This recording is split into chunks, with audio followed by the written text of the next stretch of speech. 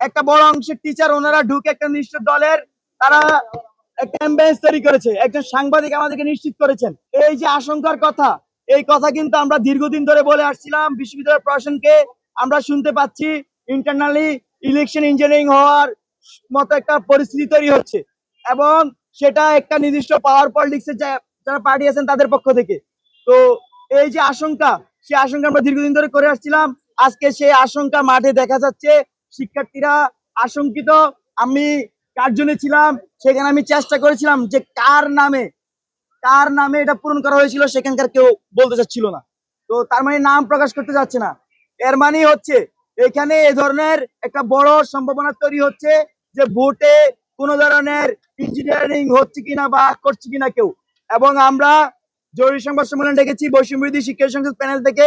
আমরা ঢাকা বিশ্ববিদ্যালয়ে একটি সুষ্ঠু নিরপেক্ষ ইলেকশন চেয়েছিলাম, এখনো চাই। আমরা মনে করি আজকের এই দিনে ঢাকা বিশ্ববিদ্যালয়ের শিক্ষার্থীরা ভোটের মাধ্যমে তাদের যোগ্য নেতৃত্ব খুঁজে নেবেন। জুলাই অভ্যুত্থানে ক্যাম্পাসের শিক্ষার্থীরা অবদান রেখেছে, সারা দেশের সকল শিক্ষার্থীরা অবদান রেখেছে। তারা এই ছাত্র সংসদ গুলো নিরপেক্ষ ছাত্র সংসদ তারা প্রাপ্য।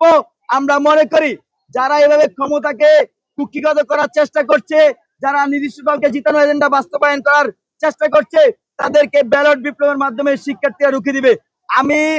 আমরা আরো প্রায় 10 দিন আগে থেকে আশঙ্কাটি জানিয়ে আসতেছিলাম। আমরা শুনতে পেয়েছি প্রতিটি হলে 300 করে ভোট কনভার্ট করবে নাকি। তাহলে 5600 ভোট যদি কনভার্ট করে তাহলে ওনাদের বিপিকে জিতে ফেলতে পারবে।